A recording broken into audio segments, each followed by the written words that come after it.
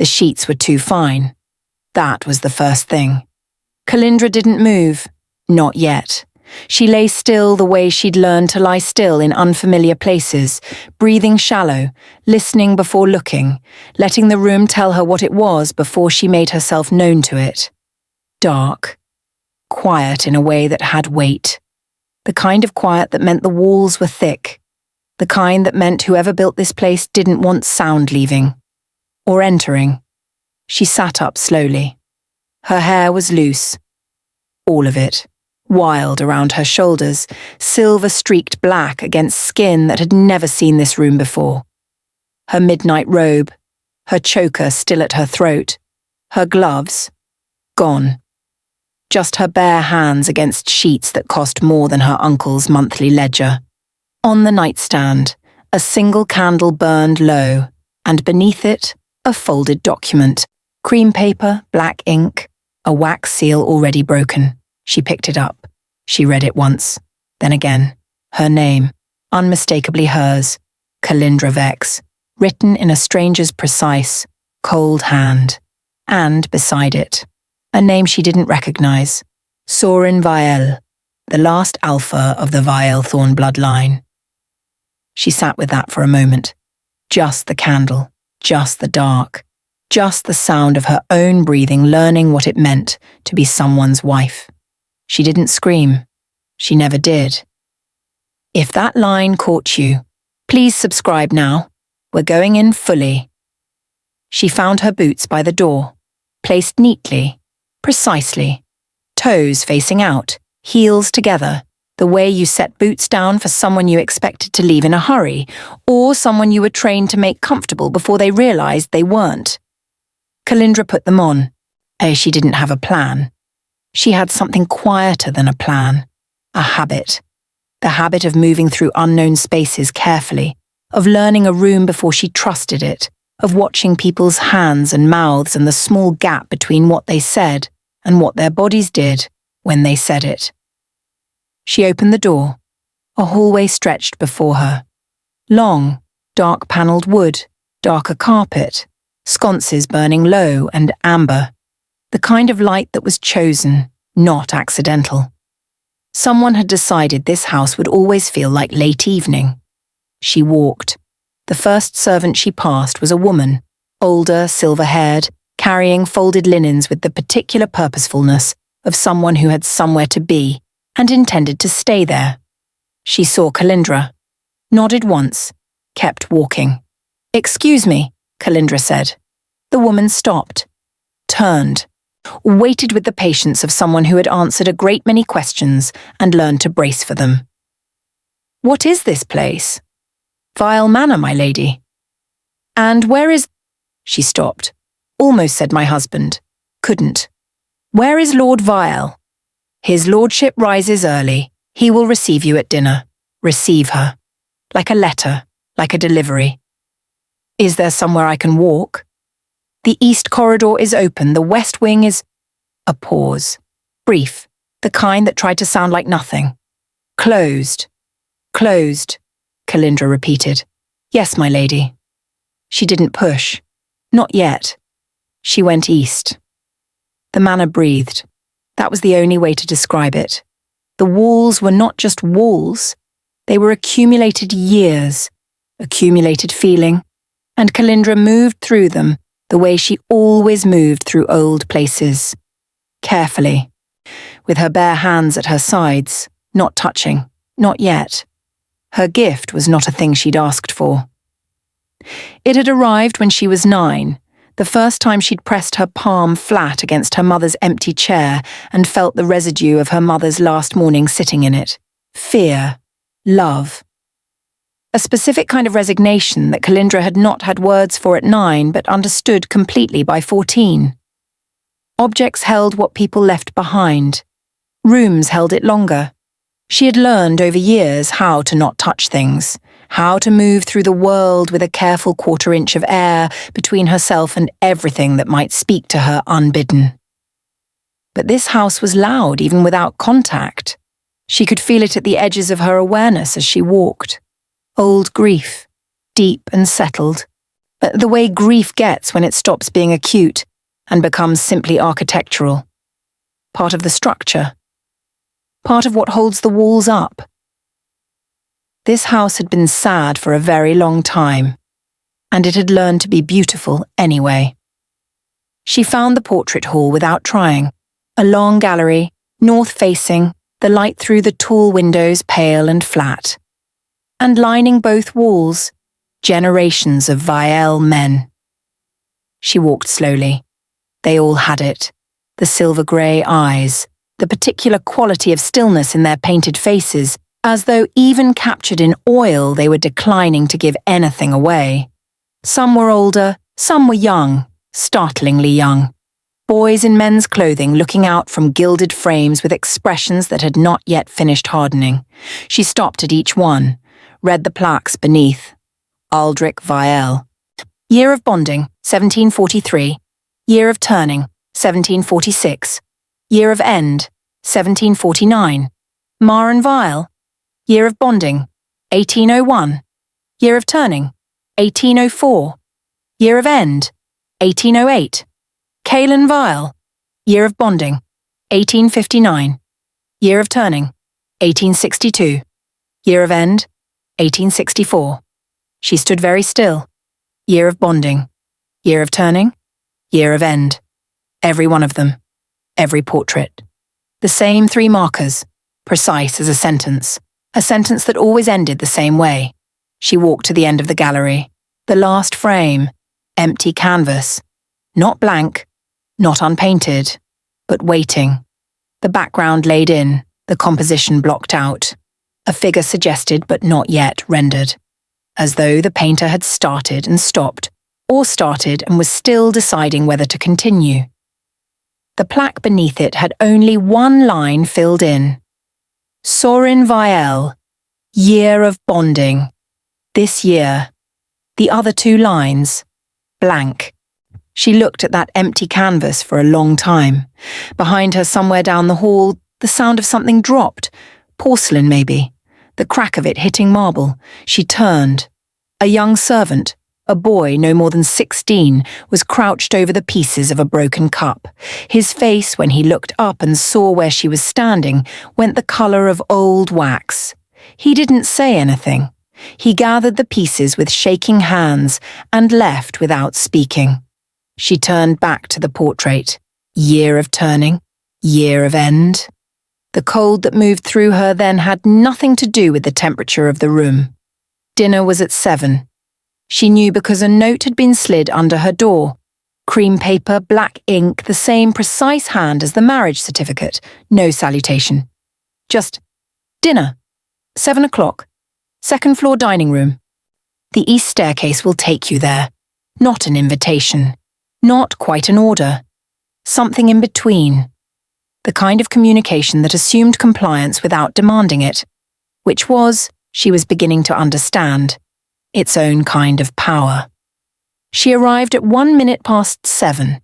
He was already seated, already watching the door. Calindra had prepared herself, in the walk from her room, for something monstrous, for something that matched the empty portrait and the shaking servant, and the plaques with their 3 terrible dates. She had built herself ready for cold, for cruelty, for the particular performance of power that men in large houses sometimes put on when they wanted you to feel small. She had not prepared for him to stand. He rose the moment she crossed the threshold. Smoothly, without hurry. Not the automatic half-rise of courtesy, but a full, deliberate standing.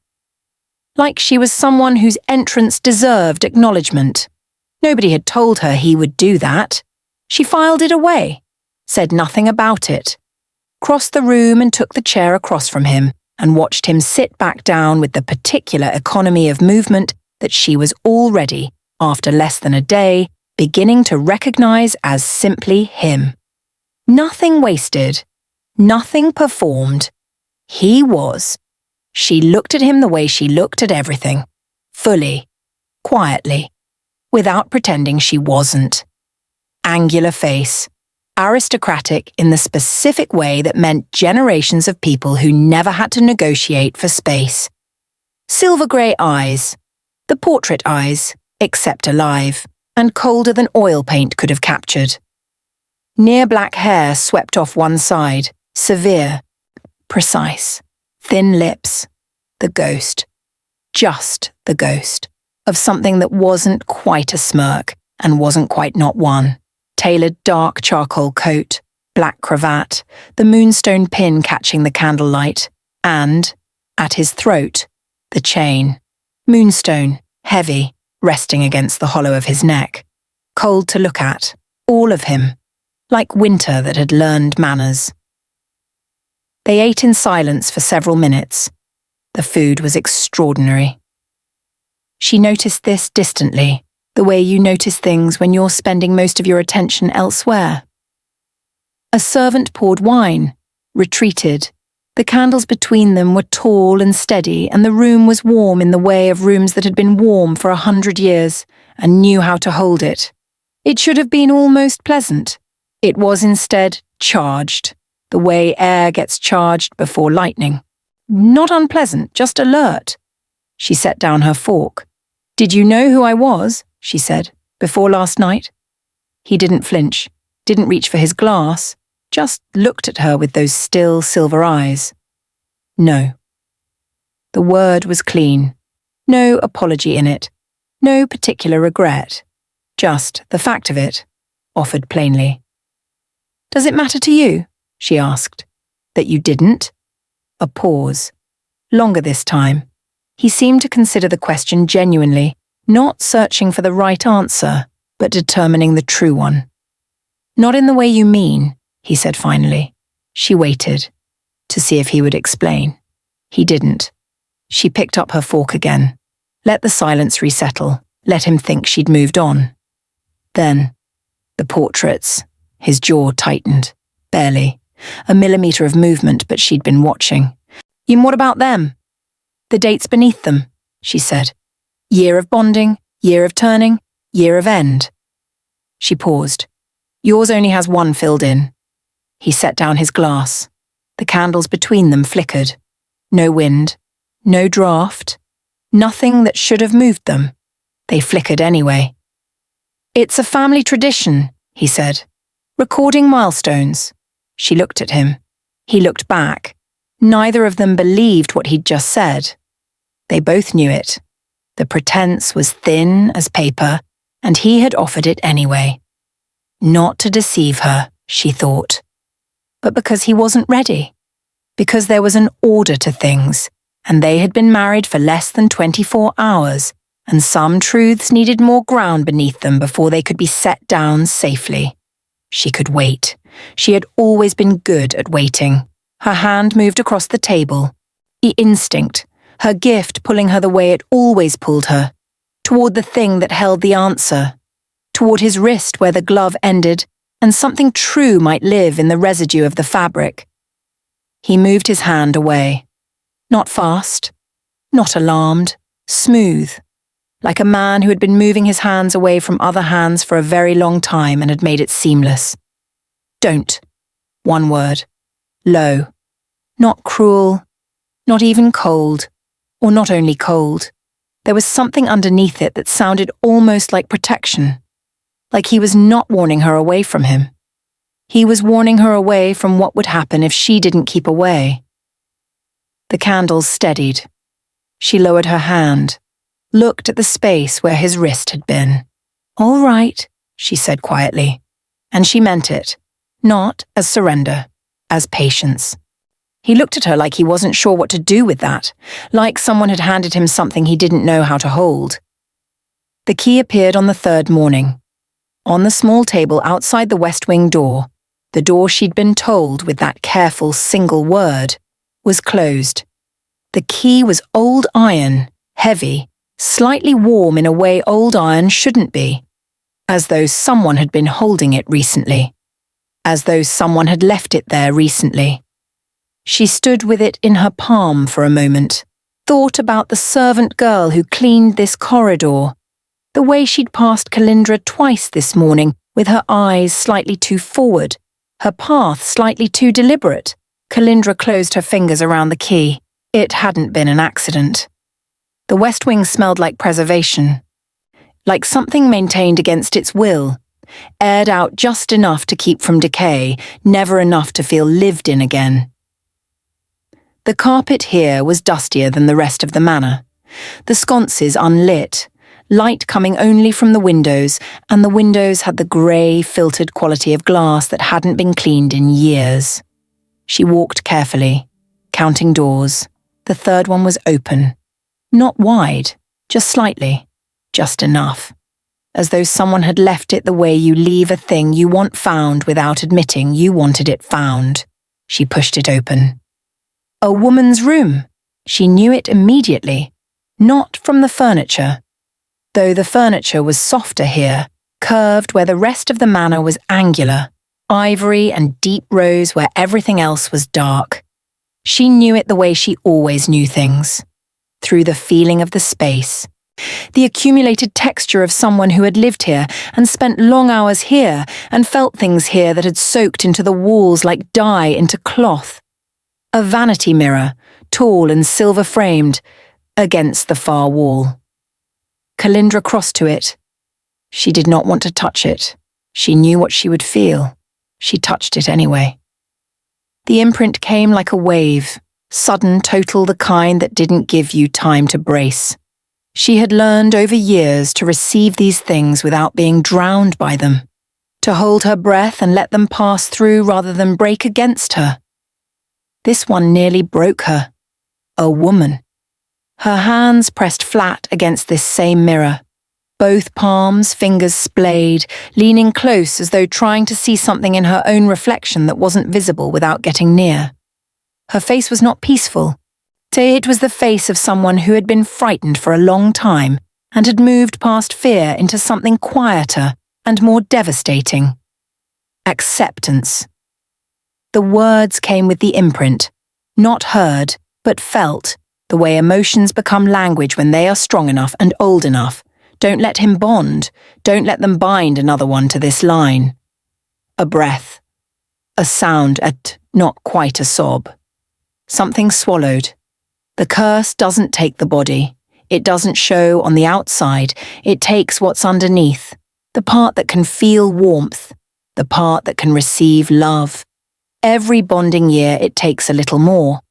And by the year of end, there's nothing left to save. The mirror. The palms. The terrible quiet of a woman talking to herself because there was no one left who would hear it. My son. My sweet, careful boy. Calindra pulled her hand back. She sat down, not on a chair. There was no chair close enough. On the floor, her back against the vanity, her bare hands pressed flat against her own thighs, grounding herself in the present tense. This room, this floor, the dust, the grey window light. My sweet, careful boy. Sorin, at 17. She had no image for it, just the sense of him young, the way the portraits in the gallery had made her feel. A boy in a man's frame, already learning to be still, already building the architecture of control that would become him. 17. The curse had come at 17, and before her marriage, her arrival, that marriage certificate on the nightstand. He had been alone with it for 11 years. She sat in his dead mother's room, and the fear she felt was not for herself. It had not been for herself for some time. The storm came in the evening. It came the way storms came to old manors, not suddenly, but inevitably, as though the house and the weather had an arrangement. The sky darkened by degrees. The wind arrived first, low and searching, moving through the gaps in the window frames with a sound like something trying to get in. Then the rain, heavy, immediate, committed to itself. The gas lamps guttered, dimmed, held. Calindra lay in the dark of her room and listened to the rain against the glass, and did not sleep. She was thinking about a woman's palms pressed against a mirror. She was thinking about 3 dates on a plaque. She was thinking about the part that can feel warmth. At 11:30, she gave up and found her robe and went looking for the library she'd glimpsed on her first morning. East corridor, third door. E-books through the gap where it hadn't been fully latched. He was already there. Of course he was. He sat in the chair closest to the fire. Not for warmth, she suspected, but because fire was something to look at. Something to fix your gaze on that asked nothing back. He had a book open in his lap. No jacket, no gloves, just his shirt, the collar open at the throat, the moonstone chain resting against the hollow of his collarbone where the fabric fell apart. She had only ever seen him fully assembled, coat, cravat, the careful architecture of his presentation. This was something else. He looked like a man between performances, like a house with its curtains open. She almost turned back. She didn't. She found the opposite chair, or not too close, and not pointedly far, and folded herself into it, and pulled a book from the side table without particularly looking at what it was. He didn't speak. She didn't either. The fire, the rain, the sound of pages. It took her 4 minutes to realize he wasn't reading. His eyes were on the page. The book was open, but he hadn't turned it in 4 minutes. She'd been watching the corner of it peripherally, the way she watched everything. Just observing, just counting. He was holding the shape of reading. He was simply staying. Something about that landed in her chest in a way she didn't examine.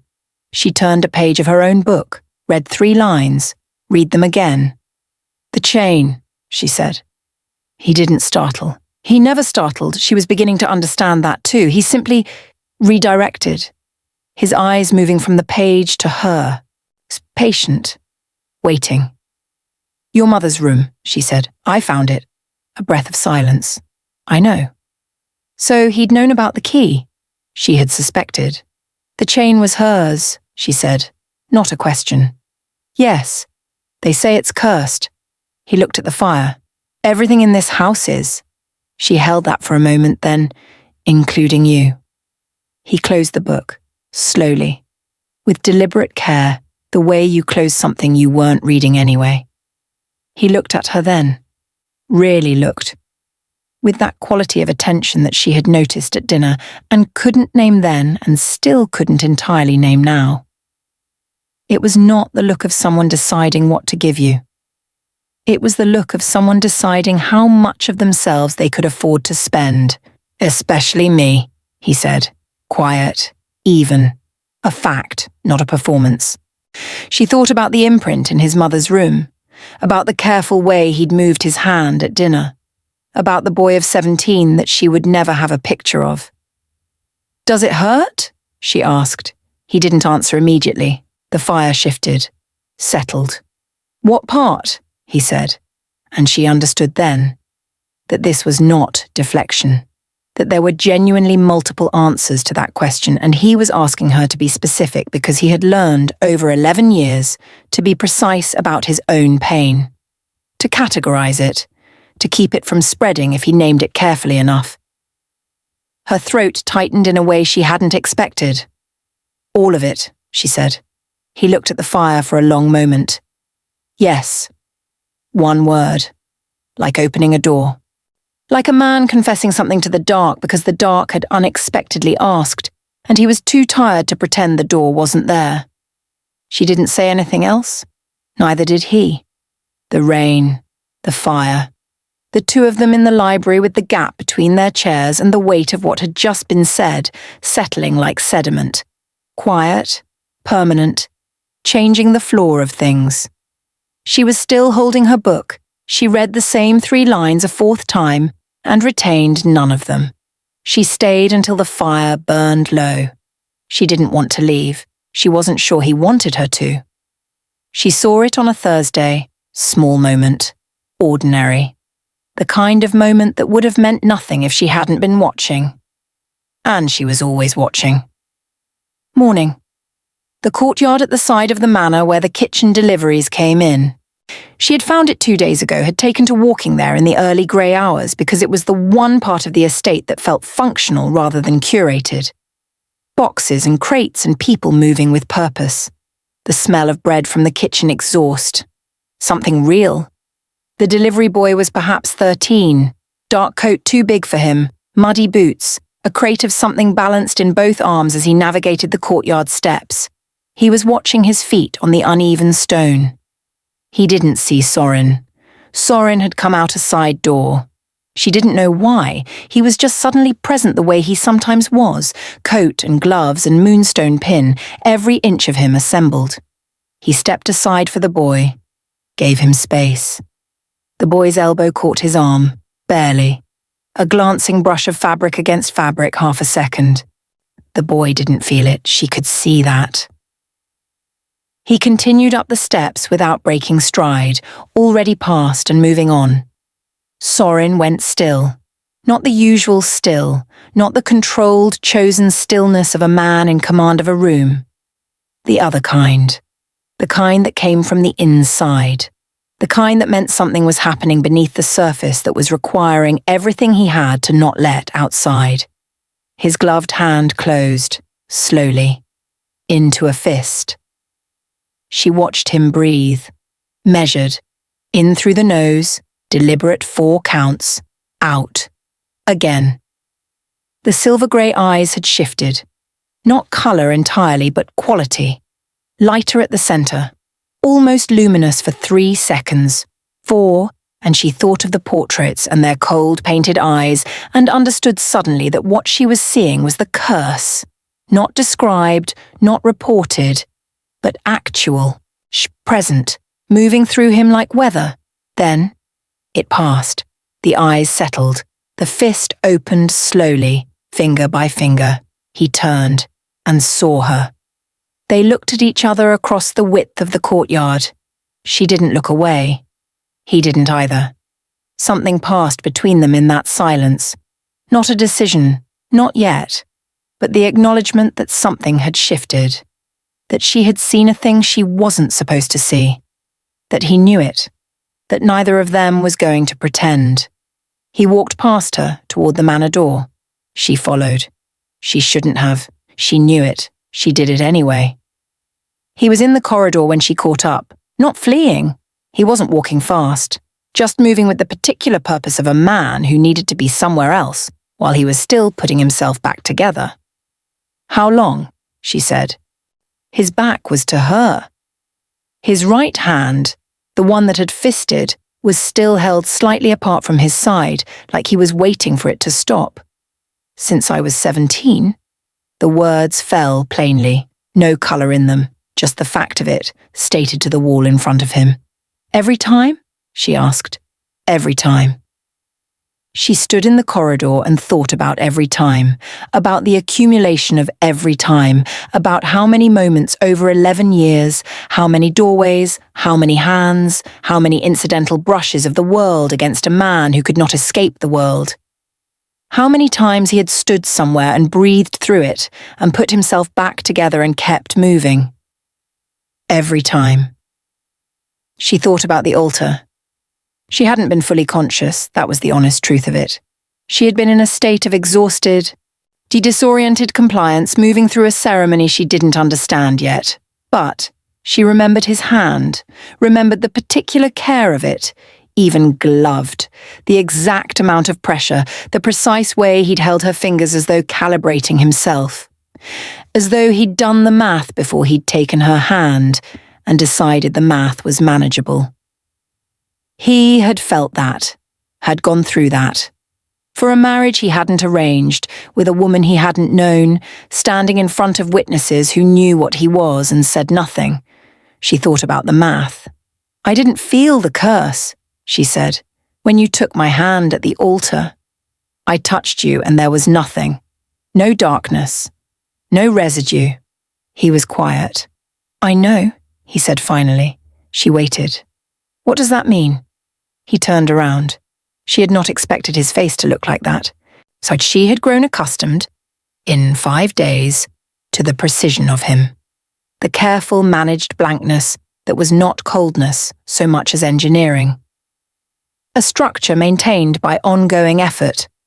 Right now, the engineering had a crack in it. Right now, he looked like a man who had been carrying something at arm's length for 11 years and had just, for one unguarded moment, let it touch him. "I don't know yet," he said, and then, quieter, as though the words cost more than the rest. "But it's the first time in 11 years that it didn't." She held that. The first time in 11 years. 11 years of fists in courtyards and measured breathing and moving through the world in a cage made of physics. And one morning, a strange woman with violet grey eyes had stood at an altar and taken his hand, and the cage had simply not activated. She didn't know what she felt. She knew it was large. She knew it required more room than this corridor. She looked at him, at the crack in the engineering, at the man underneath it, and she thought about his mother's mirror, about the part that can feel warmth, about the blankness on his portrait plaque where the last 2 dates should have been. Year of turning, year of end, still blank, still possible. She spent the next day alone, not avoiding him. She moved through the manor, ate when food appeared, walked the east corridor, sat in the library for an hour without reading. She was simply processing, the way she processed everything, quietly, internally, in the deliberate, unhurried way of a woman who had learned that decisions made in the heat of feeling rarely survived the return of reason, and that the most important choices deserved the cold light of a morning after. She had looked up the marriage laws on the second day, found the relevant text in the manor's legal library, the thick grey volume on the bottom shelf that had the air of something consulted and replaced many times. The union of a territorial lord to a non-chartered citizen in the event of procedural irregularity, she could leave. Not easily, not without complexity. But the mechanism existed. Her uncle's arrangement had been rushed, irregular, not fully witnessed by her own counsel. There were grounds. There was a path. She had read it twice, memorized it, set the book back on the shelf. And then she had spent the rest of the day walking around with that knowledge in her pocket like a coin she hadn't decided whether to spend. She picked up the marriage certificate that evening. She'd left it on the nightstand since the first morning. Hadn't moved it. As though relocating it would make it more real, or differently real, in a way she wasn't ready for. She held it now, breathed, let her gift open, just slightly, just enough. The imprint came in layers. The first layer was familiar, the ceremony itself, the ambient feeling of a room full of people performing composure over discomfort, the particular emotional texture of witnesses who knew something the participants didn't. She breathed through that, let it pass. The second layer was her uncle, his signature, his emotion, urgency, calculation, the particular cold arithmetic of a man who had traded something to get something and was trying not to think too hard about what. She set that aside. That was a conversation for another time. The third layer was Saurin's, his handwriting, his signature, the last thing on the document. And beneath it, soaked into the ink, into the pressure of the pen, against the paper. Resignation. The quiet, settled resignation of a man who had made peace with a version of his life and was simply continuing. Signing the document the way you sign a verdict you've already accepted. No anger in it. No self-pity. Just the long, exhausted stillness of someone who had stopped expecting anything different. And then, she almost missed it. Beneath the resignation. Faint, quick, the emotional equivalent of something glimpsed from the corner of your eye that disappears when you look directly at it. Something small and terrible and immediately buried. Something that had flickered. Just for a moment. So at the moment his pen had left the paper, something that felt like hope, involuntary, unexamined, extinguished almost as quickly as it arrived, pushed down with the discipline of a man who had learned that hope was a specific kind of pain he couldn't afford. But it had been there. She set the certificate down, sat in the quiet of her room for a long time. He had hoped, not intentionally, not consciously, in the way a body sometimes does what the mind has given up on, reaching toward warmth it had no reason to expect. She pressed her palm flat against the nightstand, against the wood, against the years in it. Then she stood up and went to find him. He was in the portrait hall. Of course he was, standing before his own empty canvas, not looking at it exactly, not the way you look at something you're seeing, more the way you stand in front of something that you need to be near without knowing why. His back to her, his hands at his sides, ungloved. She noticed this. The bare hands. The same as the library, the same unbuttoned collar, the same quality of a man between versions of himself. She walked to him, stood beside him, looked at the empty frame together. "You were going to let me leave," she said. Not a question. She had no uncertainty about it. He didn't deny it. He didn't do anything for a moment, just stood with the particular stillness of someone deciding how honest to be. "I was going to make sure you had every reason to," he said. "Why?" He looked at the canvas. "Because you're not afraid of me." She waited. "Most people are," he said, "even the ones who don't know what I am. There's something. They feel it. They keep distance without knowing why. You don't. Is that a problem?" "It's a complication." She turned to look at him.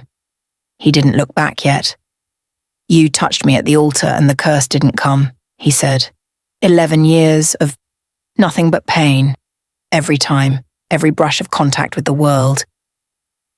And you touched me and it was..." He stopped. His jaw was tight. "Quiet," he said finally. "Just quiet."